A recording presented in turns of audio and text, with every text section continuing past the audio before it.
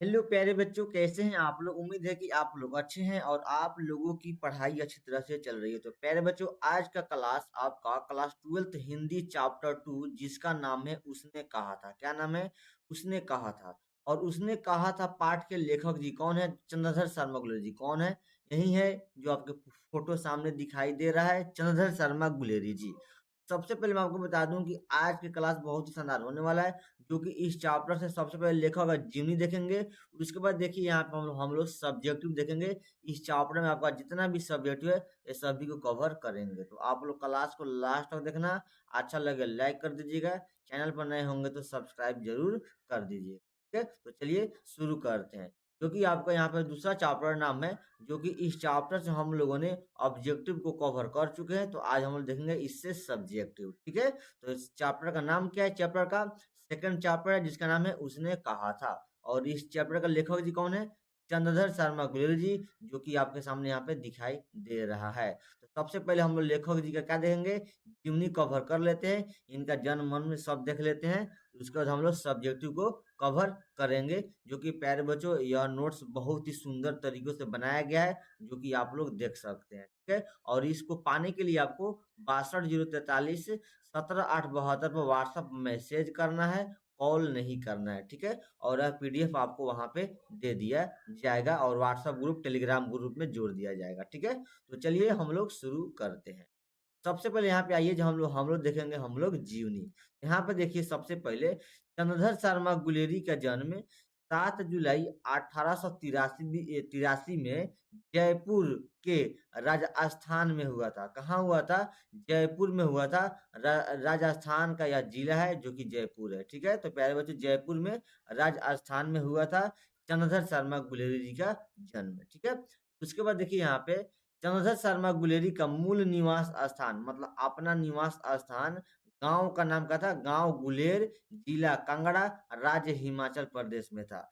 मतलब चंद्रधर शर्मा गुलेरी जी किस गांव के निवासी थे? आपसे ऑब्जेक्टिव में पूछा जाता है, जो कि मोस्ट इंपोर्टेंट है प्यारे बच्चों। तो किस गांव के निवासी थे? गुलेर गांव के निवासी थे। ठीक है, चलिए उसके बाद देखिए आपके सामने अगला देखिए यहाँ पे गुलेरी जी के पिता का नाम क्या था? पंडित शिवराम था। क्या नाम था गुलेरी जी के पिताजी के नाम? पंडित शिवराम था। ठीक है, पंडित शिवराम।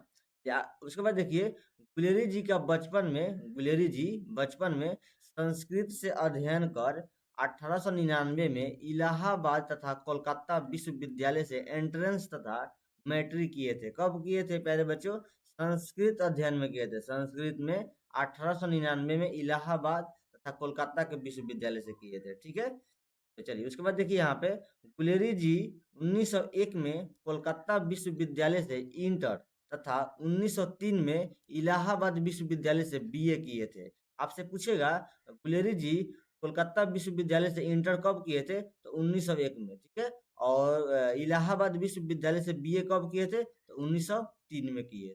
ठीक है, चलिए उसके बाद देखिए यहाँ पे गुलेरी जी ने समालोचक एवं काशी नगरी प्रचारिणी पत्रिका का संपादन किए थे। आपसे पूछेगा समालोचक एवं काशी नगरी प्रचारिणी पत्रिका का संपादन किसने किया था? तो चंद्रधर शर्मा गुलेरी जी। ठीक है, चलिए उसके बाद देखिए चंद्रधर शर्मा गुलेरी जी 20वीं सदी के प्रमुख लेखक थे। प्यारे बच्चों, मोस्ट इंपोर्टेंट है, आपके बोर्डिया में यहाँ से कई बार पूछा गया प्रश्न है। पूछेगा चंद्रधर शर्मा गुलेरी जी मतलब किस सदी के प्रमुख लेखक थे? तो 20वीं सदी के प्रमुख लेखक थे, फेमस लेखक थे। ठीक है, उसके बाद देखिए गुलेरी जी की प्रमुख 3 कहानियां, जो कि बहुत ज्यादा फेमस हुआ है। गुलेरी जी ने 3 कहानियां लिखे थे अपने जीवन काल में प्यारे बच्चों, जो कि बहुत ही फेमस इनका यह कहानी हो गया।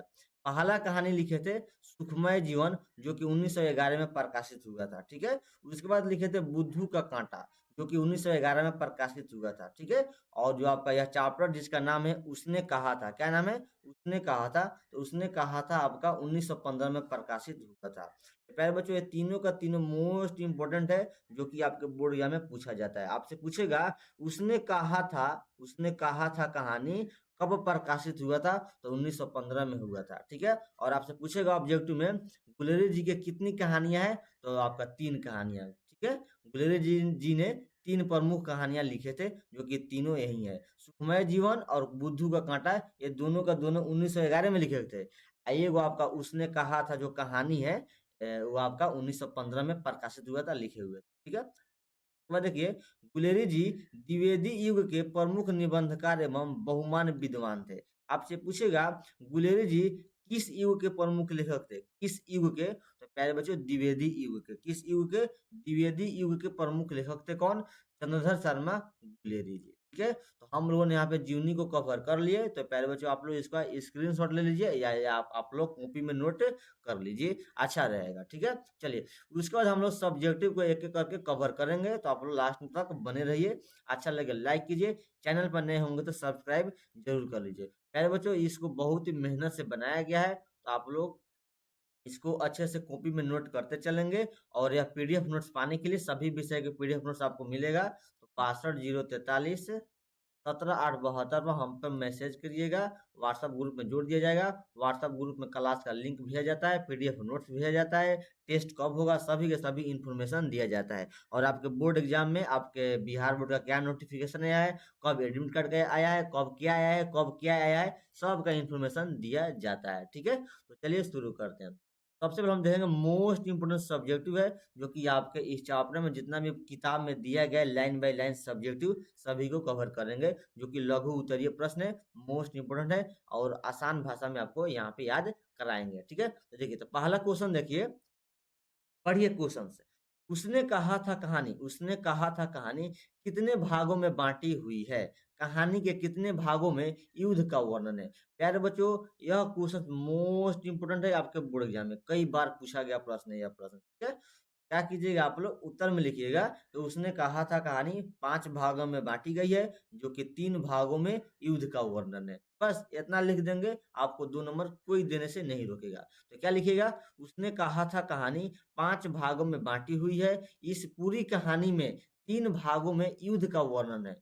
इसमें किसमें वर्णन है युद्ध का, मतलब 3 भागों में युद्ध का वर्णन है, कौन कौन में, दूसरे में, तीसरे में और चौथे भाग में युद्ध का संपूर्ण वर्णन है। मतलब दूसरे तीसरे चौथे में जो आपका युद्ध है, ये युद्ध उसी का पूरा वर्णन किया गया है। तो आपका उसने कहा था कहानी कितने भागों में बांटी हुई है, 5 भागों में बांटी हुई है, 3 भागों में युद्ध का वर्णन है। प्यारे बच्चों इतना लिखेंगे, जरूर आपको आंसर 2 का 2 में पूरा मिलेगा। प्यारे बच्चों आप पक्का 2 नंबर मिलेगा, इतना लिख देंगे, बहुत ही आसान है, ठीक है, मोस्ट इंपोर्टेंट है। अगला देखिए, कहानी के पात्रों की एक सूची तैयार करें। जो कहानी में जो उसने कहा था, आपका कहानी है चैप्टर है, इसमें जो प्रमुख मुख्य पात्र कौन है उनका सूची तैयार कीजिए। लिखिएगा उत्तर में, इस कहानी में अनेक पात्र है, बहुत लोग है, लहाना सिंह है, सूबेदारनी है, अतवर सिंह है, कौन है, वजीरा सिंह है, हजारा सिंह है, सभी का है, तो उसके बारे में आपको सूची तैयार करना है। तो लिखिएगा, इस कहानी में अनेक पात्र है, जिनमें से कुछ प्रमुख हैं, जिनमें से महत्वपूर्ण है, तो कौन है, तो फर्स्ट में लिखिएगा लहाना सिंह। तो लहाना सिंह इस कहानी के क्या है, नायक है, हीरो है, कौन है, हीरो है लहाना सिंह। तो उसने कहा था कहानी के नायक कौन है, लहाना सिंह। कहानी में सूबेदारनी भी है, सूबेदार हजारा सिंह भी है, बोधा सिंह भी है, जो सूबेदार का बेटा है। बोधा सिंह कौन थे, सूबेदार का क्या थे, बेटा थे, ठीक है। अतर सिंह है, जो अतर सिंह कौन थे, लड़की की मामा थे, सूबेदारनी की मामा थे, कौन थे, सूबेदारनी की मामा थे अतर सिंह, ठीक है। देखिए महासिंह है, जो एक सिपाही में है, वहां पे सिपाही में। वजीरा सिंह है, जो भी एक सिपाही है, इत्यादि इटीसी इसमें आपका है, जो कि प्रमुख आपको नाम बता देना है। तो प्यारे बच्चों इतना ही लिख देंगे, आपको आंसर सटीक हो जाएगा पूरा का पूरा, ठीक है। चलिए आगे बढ़ेंगे, बशर्ते आप लोगों को आंसर देने का तरीका पता होना चाहिए। आप लोग क्या कीजिए, स्क्रीनशॉट लीजिए या नोट कर लीजिए आप लोग, ठीक है, वीडियो को रोकर लिख लीजिए या स्क्रीनशॉट आप लोग ले सकते हैं, ठीक है। चलिए उसके बाद देखेंगे आपके सामने 3 नंबर क्वेश्चन। 3 नंबर क्वेश्चन है, लहाना सिंह का परिचय अपने शब्दों में दे। लहाना सिंह का परिचय अपने शब्दों में देना है, जो कि बहुत ही शानदार है प्यारे बच्चों, यहाँ से आपके बोर्ड में कई बार पूछा जाता है। क्या कीजिए, लहाना सिंह के बारे में आप लोग दीजिए, कुछ पॉइंट पॉइंट दीजिए, हम लोग आगे बढ़ते हैं, ठीक है। तो उत्तर में लिखिएगा कि लहाना सिंह के बारे में लिखना है आपको, तो सबसे पहले लिखिएगा, उसने कहा था कहानी के प्रमुख पात्र एवं नायक माने हीरो लहाना सिंह एक वीर सिपाही है। लिखिएगा, उसने कहा था कहानी के प्रमुख पात्र एवं नायक लहाना सिंह एक वीर सिपाही हैं। लेखक ने इस कहानी में उसके चरित्र को पूरी तरह उभारा है। कहानी में उसके चरित्र की निम्नलिखित व्यवस्था उभर कर सामने आई है। ठीक है? मतलब उसने कहा था कहानी के जो प्रमुख पात्र एवं नायक कौन है? लहाना सिंह है। और लहाना सिंह ने इस कहानी में जो उसको अपना चरित्र को पूरी तरह से बताया गया है, बताए हुए हैं। तो कैसा उनका चरित्र था लहाना सिंह का? प्यारे बच्चों, बहुत ही ऐसा चरित्र था जो कि प्यार में बलिदान भी हो गए थे। ठीक है? आगे लिखिएगा, कहाँ मतलब कुछ पॉइंट लगा दीजिएगा। सबसे पहले पॉइंट लगाइएगा, कहानी का नायक है। नायक मतलब कहानी का हीरो कौन है? लिखिएगा, कहानी का समस्त घटनाक्रम लहाना सिंह के आसपास घटना है, जिससे यह स्पष्ट होता है कि वह कहानी प्रमुख पात्र तथा नायक है। कौन है? लहाना सिंह इस कहानी के प्रमुख पात्र है एवं नायक भी है। आपसे पूछा जाएगा ऑब्जेक्टिव में, उसने कहा था कहानी के प्रमुख पात्र कौन है या प्रमुख नायक कौन है? तो लहाना सिंह लगाइएगा। ठीक है? चलिए, सच्चा प्रेमी पॉइंट लगा के लिखिएगा, सच्चा प्रेमी लिखिएगा। लहाना सिंह एक सच्चा प्रेमी है। बचपन में उसके हृदय में एक अनजान भावना से जन्म लिया। बचपन में उसके हृदय में एक अनजान भावना ने जन्म लिया, जो प्रेम था। यद्यपि उसे अपना प्रेम न मिल सका, लेकिन फिर भी उसने सच्चाई से उसे अपने हृदय में बसा रखा। मतलब बचपन में प्यार जो था ना कि उस लड़की से बार बार प्रश्न करते थे, तेरी गुड़माई हो गई। उस समय बचपन में ही हृदय में एक अनजान भावना जन्म लिया, जो प्रेम था। और और वह प्रेम उनको नहीं मिल पाया था, लेकिन अपने हृदय में बसा कर रखे हुए थे प्रेम को। ठीक है? लहाना सिंह इतना सच्चा प्रेमी थे। तो आगे पॉइंट लगाइएगा, बहादुर तथा निडर। मतलब लहाना सिंह कैसा था? बहादुर तथा निडर था। तो लिखिएगा, लहाना सिंह बहादुर था। लहाना सिंह बहादुर तथा निडर व्यक्तित्व का स्वामी है। लहाना सिंह बहादुर तथा निडर, मतलब डरता नहीं था प्यारे बच्चों लड़ाई करने से। ठीक है? सिपाही था और लड़ाई करने से नहीं डरता था। तभी तो बैठे बैठे रहने से बेहतर युद्ध को समझता था। मतलब लहाना सिंह इतना निडर था कि सोचता था कि बैठे रहने से क्या होगा, इससे बेहतर, इससे अच्छा तो युद्ध करना है।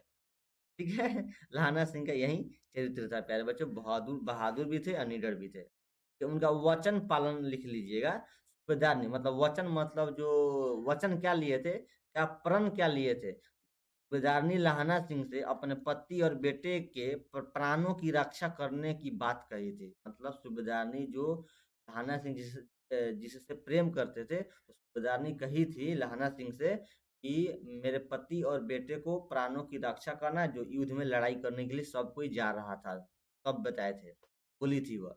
लेकिन लहाना सिंह ने उसे एक वचन की तरह निभाया। मतलब वचन को निभाया तो निभाया, और इसके लिए अपने प्राण न्यौछावर कर दिया। मतलब उसके पति और पुत्र को रक्षा करने के लिए लहाना सिंह ने अपना प्राण दे दिए थे, अपना प्राण दे दिए थे। पहले बच्चों यही है लहाना सिंह का सच्चा प्रेमी, जो कि बहुत ही शानदार। को लहाना सिंह का चरित्र चित्रण आपसे पूछेगा, लहाना सिंह का परिचय दे या अपने शब्द में, या लहाना सिंह का चरित्र चित्रण करे, तो भी आंसर यही होगा प्यारे बच्चों, मोस्ट इम्पोर्टेंट है। तो थोड़ा मैं आपको यहाँ पे हिंट पॉइंट बता देता हूँ। देखिए, थोड़ा इधर कर देते हैं। आप देखिए देखिए यहाँ पे प्यारे बच्चों समझ लीजिए। बिहार में इंटर और ट्वेल्थ की बेहतरीन तैयारी के लिए आज ही यूट्यूब पर एलपीएस ऑनलाइन क्लासेस से जुड़े। मेरा मोबाइल नंबर है, इस पर आपको पीडीएफ नोट्स मिलेगा, व्हाट्सएप ग्रुप में जोड़ दिया जाएगा। ठीक है? लालमोहन सर। ठीक है? ये आगे बढ़ते हैं। उसके बाद देखिए आपके सामने चौथा नंबर क्वेश्चन है, जो कि मोस्ट इंपोर्टेंट है प्यारे बच्चों। ठीक है? चौथा नंबर क्वेश्चन है, पाठ से लहाना और सूबेदारनी के संवाद को एकत्र करें। मतलब जो इस पाठ में जो लहाना सिंह और जो सूबेदारनी के बीच जो बातचीत हुआ था प्रेम को लेकर, उसको एकत्र करना है। संवाद जो बातचीत किए थे उसको एक एक एक जगह पे आपको करके बताना है। तो उत्तर में क्या लिखेंगे, आंसर में क्या लिखेंगे? आंसर में लिखिएगा उत्तर में, इस पाठ में लहाना सिंह और सूबेदारनी के बीच कुछ संवाद है जो निम्नलिखित है। पाठ में लहाना सिंह के बीच और सूबेदारनी के बीच जो संवाद हुआ था, जो बात हुआ था, बात हुआ था, वो जो है संवाद है, वो जो निम्नलिखित है, जो कि आपको हिंट पॉइंट में पॉइंट बाय पॉइंट बनाकर लिखिएगा। लिखिएगा, बचपन का संवाद, मतलब बचपन में जो बातचीत हुआ था शुरुआत में। लहाना सिंह बोल रहा है, तेरा घर कहाँ है? किससे पूछ रहा है? लड़की से पूछ रहा है लहाना सिंह, तेरा घर कहाँ है? लड़की बोलती है मगरे में। कहाँ बोलती है? मगरे में। आपसे पूछेगा ऑब्जेक्टिव, सूबेदारनी का सूबेदारनी का घर, लहाना सिंह पूछे थे तेरा घर कहाँ है, तो लड़की कहाँ बताई थी? मगरे में बताई थी। तो लड़की पूछती है और तेरा, लहाना सिंह से पूछती है और तेरा, तो लहाना सिंह बोलते हैं माझे में। ठीक है, माझे में बोलते हैं। लहाना सिंह क्या बोलते हैं? माझे में। फिर लहाना सिंह पूछ रहे हैं या यहाँ कहाँ रहती है, तो लड़की बोल रही है अतर सिंह के बैठक में, वे मेरे मामा है। आपसे यहाँ बताइए प्यारे बच्चों, लहाना सिंह पूछ रही थी सूबेदारनी से, लड़की से, सूबेदारनी से, तुम यहाँ कहाँ रहती है, तो अतर सिंह के पास, वे मेरे मामा है। तो पूछेगा अतर सिंह कौन था, तो सूबेदारनी की मामा। ठीक है, तो फिर लहाना सिंह बोल रहे हैं, लहाना सिंह, मैं भी मामा के यहाँ हूँ, उनका घर गुरु बाजार में है। पूछेगा ऑब्जेक्टिव में, लहाना सिंह के मामा का घर कहाँ है, तो गुरु बाजार में है। ठीक है, गुरु बाजार में है। ठीक है, माझे में है। ठीक है, चलिए उसके बाद देखिए, इतने में दुकानदार, मतलब वह जानते हैं कहाँ गए थे? दोनों आदमी ने एक दुकानदार के पास गए थे सामान खरीदने, दुकानदार पे, दुकानदार का दुकान पे। ठीक है, वहीं पे ये बातचीत चल रहा है। इतने में दुकानदार से लड़के ने मुस्कुरा कर पूछा, दुकानदार के मतलब जो दुकान था उसी जगह पे, लड़के ने मुस्कुरा कर लड़की से पूछा, लड़के ने मतलब कौन? लहाना सिंह ने, तेरी कुड़माई हो गई, तेरी कुड़माई हो गई। कौन पूछ रहे थे? लहाना सिंह पूछ रहे थे। आपसे ऑब्जेक्टिव में पूछेगा कि बचपन में लहाना सिंह लड़की से बार बार कौन सा प्रश्न पूछ रहा था, तो तेरी कुड़माई हो गई, यही प्रश्न बार बार पूछते थे लहाना सिंह। तेरी कुड़माई हो गई, इस पर लड़की कुछ आंख चढ़ाकर धत कहकर दौड़ गई, वहां से भाग गई। धत कहकर भाग गई। कौन भाग गई? लड़की भाग गई, जो सूबेदारनी थी। कौन थी? सूबेदारनी। ठीक है, उसके बाद देखिए, सूबेदार के घर का संवाद, मतलब जब सूबेदार, जब बचपन में यह सब बात हुआ था, और जो सूबेदार के घर के संवाद, जो शादी विवाह उनका हो गया था सूबेदारनी का, तो वहां का संवाद देखिए, वहां का बातचीत। लहाना सिंह कह रहे हैं मुझे पहचाना, मतलब लहाना सिंह लड़ाई के लिए जा रहे थे, जर्मनी जर्मनी से लड़ने के लिए। तो वहाँ वहाँ पे पूछे थे कि मुझे पहचाना, तो लड़की बोली नहीं। फिर लहाना सिंह पूछे तेरी कुड़माई हो गई, तो लड़की बोली धत कल हो गई, मतलब बोल दी कि कल ही हो गई मेरी। ठीक है, कुड़माई मतलब प्यारे बच्चे मंगनी यानी शादी। ठीक है, तो लड़की बोलती कल हो गई। बेदारनी कह रही है मैं तेरे को आते ही पहचान लिया, मैं तेरे को आते ही पहचान लिया। तुम्हारे लड़की बोल रही थी, सूबेदारनी बोल रही थी, तुम जब ही आए तभी हम तुमको पहचान लिए थे। फिर सूबेदारनी बोल रही है तुम्हारे आगे मैं आंचल पसारती हूँ, मेरे पति और पुत्र को बचा लेना। मतलब लड़ाई करने के लिए जा रहा था लोग, सब कोई, उसका पति और उसका पुत्र और लहाना सिंह, वजीरा सिंह, सब कोई जा रहा था लड़ाई करने के लिए जर्मनी के साथ। जो प्रथम विश्व युद्ध उस समय शायद चल रहा था, प्रथम विश्व युद्ध चल रहा था। तो लड़की बोलती है कि मैं आंचल पसारती हूँ, मेरे पुत्र और मेरे पति को जरूर बचा लीजिए। लहाना सिंह ने प्यारे बच्चों बहुत ही अपने प्रेमी का बात निभाते हुए अपना जान गंवाकर और उसके पति और उसके पुत्र की रक्षा कर लिया। ठीक है, आज का प्रेम ऐसा नहीं होता है। चलिए देखिए, पांचवा प्रश्न देखिए, जो कि बहुत ही शानदार प्रश्न है।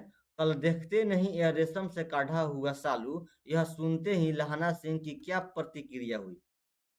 अब जब लड़की बोलती है कि कल देखते नहीं यह रेशम से काढ़ा हुआ सालू, यह सुनते ही लहाना सिंह की क्या प्रतिक्रिया हुई? तो आंसर लिखिएगा, उत्तर लिखिएगा, कल देखते नहीं यह रेशम से काढ़ा हुआ सालू, सुनते ही लहाना सिंह को काफी गुस्सा आया। तो लड़की बोली कि देखते नहीं यह रेशम से काढ़ा हुआ सालू, और इस बात पर लहाना सिंह को गुस्सा आया। साथ ही वह अपने शुद्ध बुद्ध खो बैठा। लहाना सिंह अपना शुद्ध बुद्ध मतलब अपना बुद्धि खो बैठा। इसलिए घर वापस आते समय एक लड़के को नाली में धकेल, मतलब गुस्सा हो गया था, इसलिए घर जब वापस जा रहा था लहाना सिंह, एक लड़के को नाली में धकेल दिया, एक खोमचे वाले को खोमचे से बिखेर दिया, एक कुत्ते को पत्थर मारा, और एक सब्जी वाले की दूध उड़ेल दिया, सब्जी वाले की एक दूध उड़ेल दिया। एक पूजा पाठ करने वाली औरत से टकरा गया, जिससे उस औरत ने उसे आंधा कहा, तब जाकर अपने घर पहुंचा लहाना सिंह। मतलब लड़की बोली कि अब कल देखते नहीं यह रेशम से काढ़ा हुआ सालू, उसी उसी बात पर लहाना सिंह गुस्सा हो गया और रास्ते में पता ना क्या क्या करके आया। ठीक है, इसका आंसर लिख लीजिएगा। यह बात कल देखते नहीं यह रेशम से काढ़ा हुआ सालू, जब यह बात लड़की ने बोली, सूबेदारनी ने बोली, तो अल्हाना सिंह का गुस्सा आया और बहुत कोई को वहां पे किसी का दूध उड़ेल दिया, तो किसी सब्जी वालों को बिखेर दिया, तो किसी औरत से टकरा गया पूजा करने वाली। इसका आंसर लिख लीजिएगा, जो मोस्ट इंपोर्टेंट है आपके बोर्ड एग्जाम के लिए। ठीक है, चलिए 6ठा नंबर क्वेश्चन है, जाड़ा क्या है, मौत है या निमोनिया? जाड़ा क्या है, मौत है या निमोनिया? निमोनिया से मरने वालों को मुरब्बे नहीं मिला करते। जाड़ा क्या है, मौत है और निमोनिया से मरने वालों को मुरब्बे नहीं मिला करते। वजीरा सिंह के इस कथन का क्या आशय है? मतलब यह बात वजीरा सिंह क्यों कहे थे, इसलिए कहे थे, इसका आशय क्या है? इसका आंसर लिखिएगा उत्तर में। जाड़ा क्या है, मौत है और निमोनिया से मरने वाले, यहाँ पे क्या होगा, मरने वाले, निमोनिया से मरने वाले को मुरब्बे नहीं मिला करते। वजीरा सिंह के इस कथन का आशय यह है कि वहां युद्ध के मैदान में अत्यधिक ठंड पड़ रहा था, मतलब जहां लड़ाई हो रहा था वहां पे सबसे अधिक, बहुत अधिक ठंड पड़ रहा था, जिसके कारण ऐसा लगता है कि मानो उसकी जान ही निकल जाएगी। वैसे भी इस स्थिति में इतने लोगों को निमोनिया हो रहा था, मतलब जाड़ा का मौसम में अधिक बच्चों को या हर कोई को निमोनिया निमोनिया हो रहा है कि उन्हें करने के लिए उन्हें मरने के लिए स्थान भी नहीं मिल रहा है। वहां पे देखिए यहाँ मरने होगा, कि उन्हें मरने के लिए स्थान भी नहीं मिल रहा है। यहाँ पे करने नहीं होगा, मरने होगा। हम टाइप करके आपको ऑब्जेक्टिव भेज देंगे, आपको या पीडीएफ भेज देंगे, ठीक है, सार करके भेज देंगे। तो यही है जो वजीरा सिंह बात को कहते हैं, वहां पर ठंड, जहाँ लड़ाई हो रहा है वहां पर ठंड बहुत पड़ रहा है, वहां पे मरने वालों को मुरब्बे नहीं मिला करते। ठीक है, चलिए उसके बाद देखिए आपके सामने आ गया 7 नंबर। 7 नंबर क्वेश्चन है, कहती है तुम राजा हो, मेरे मुल्क को बचाने आए हो, वजीरा के इस कथन में किसकी ओर संकेत है? कहती है तुम राजा हो, मेरे मुल्क को बचाने आए हो, वजीरा के इस कथन में किसकी ओर संकेत है? आंसर लिखिएगा। कहती है तुम राजा हो, मेरे मुल्क को बचाने आए हो, वजीरा सिंह के इस कथन में फ्रांस की मैम की ओर संकेत करते हैं, क्योंकि फ्रांस की एक मैम थी, उसी को संकेत करते हैं। कहती है कि तुम राजा हो, मेरे मुल्क को बचाने आए हो, ये फ्रांस की मैम है, तो यह बात कह रही है, संकेत दे रही है। तो इतना ही इम्पोर्टेंट नहीं है प्यारे बच्चों, बट याद रखिएगा कि वो फ्रांस की मैम थी जो अपने ओर संकेत कर रही थी। ठीक है, चलिए 8 नंबर क्वेश्चन देखिए, लहाना के गांव में आया तुर्की मौलवी क्या कहता था? लहाना सिंह के गांव में जो तुर्की मौलवी आया था वह क्या कहता था? आंसर लिखिएगा। लहाना सिंह के गांव में आया तुर्की मौलवी कहता था कि जर्मनी वाले बड़े पंडित हैं। जो तुर्की मौलवी आया था ना, जो जर्मनी के साथ लड़ाई हो रहा था, लहाना सिंह और ये लोग जो सिपाही थे लड़ाई कर रहे थे, तो वह बोल रही है कि जर्मनी वाले बड़े पंडित है, वे वेद पढ़ पढ़ कर उसमें विमान चलाने की विद्या जान गए। मतलब जर्मनी वाले वेद पढ़ पढ़ कर उसने विमान चलाने की विद्या जान गए हैं।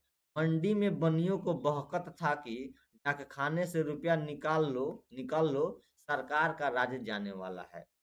वह ये भी बात बोलती है कि डाकखाने में से रुपया, जितना रुपया है सब कोई निकाल लीजिए, क्योंकि सरकार का राज्य जाने वाला है। वहीं आया मौलवी तुर्की जर्मनी के बारे में बोल रही थी कि वो लोग बहुत ही पढ़े लिखे हैं, विद्वान हैं, विमान चलाने की, हथियार चलाने की विद्या जान गए हैं। ठीक है, चलिए उसके बाद देखेंगे आपके सामने 9 नंबर क्वेश्चन है, लहाना सिंह का दायित्व बोध और उसकी बुद्धि दोनों ही स्पृहणीय है, इस कथन की पुष्टि करें। तो लहाना सिंह का जो दायित्व बोध था और जो उसके पास बुद्धि था, उसको स्पष्ट करके आपको यहाँ पे पुष्टि करके बताना है। तो आंसर में लिखिएगा, थोड़ा में जल्दी पढ़ेंगे प्यारे बच्चों। ठीक है, चलिए आंसर में लिखिएगा। लहाना सिंह एक सैनिक था। लहाना सिंह क्या था? सैनिक था, जो सिपाही थे। उसका कर्तव्य यह था कि रण क्षेत्र में लड़ना, मतलब लड़ाई में जरूर लड़ना, भागना नहीं है, वहां से मैदान में लड़ना है तो लड़ना है। साथ ही उसका यह भी कर्तव्य था कि वह हर समय सजग रहे। युद्ध भूमि में सैनिक को बड़ा सावधान रहना चाहिए। लहाना सिंह का यह विचार था, यह बुद्धि था, दायित्व था। साथ ही उसका यह भी कर्तव्य था कि वह बोधा सिंह और सूबेदार हजारा सिंह के प्राणों की भी रक्षा करना था, जो क्योंकि सूबेदार ने वचन लिया था कि मेरे पुत्र और पति को बचा कर रखना। लहाना सिंह से, लहाना सिंह से बोली थी, तो वो उसका रक्षा करना था, क्योंकि सूबेदारनी ने आंचल पसार कर यही भीख मांगी थी। और हम देखते हैं कि उसने अपने सभी कर्तव्यों का पालन किया है। लहाना सिंह सभी कर्तव्यों का पालन कर रहा है उस लड़ाई में, बहादुर है और पूरा सजग है। यह उसकी ही सजगता थी कि लेफ्टिनेंट साहब को उसने पहचान लिया। का मतलब ये बुद्धि थी मतलब उनका माइंड था तेज, जो कि लेफ्टिनेंट साहब को पहचान लिया था। उसका दूसरा कर्तव्य था सूबेदार और बोधा सिंह की रक्षा करना।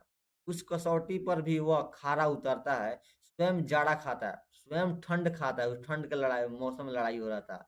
बोधा को अपनी जर्सी जर्सी दे देता है और उन दोनों को सुरक्षित खाई से भेज देता है। बोधा सिंह क्योंकि सूबेदारनी की बेटे था, को अपना उस ठंडा के दिन में जर्सी दे देता है, ठीक है, स्वेटर दे देता है और उस खाई से उसको बाहर भेज देता है। वह बुद्धिमान और विलक्षण समझ वाला व्यक्ति है। कौन? लहाना सिंह। उसकी खाई में लेफ्टिनेंट साहब के भेष में एक जर्मन अफसर आ जाता है। यहाँ उसकी समझ बूझ विलक्षण है। वह उसको बड़े कायदे से पहचान लेता है। वजीरा सिंह को पीछे के दरवाजे से भेजता है, सूबेदार को सावधान कर। फिर बनावटी लेफ्टिनेंट साहब को खबर लेता है।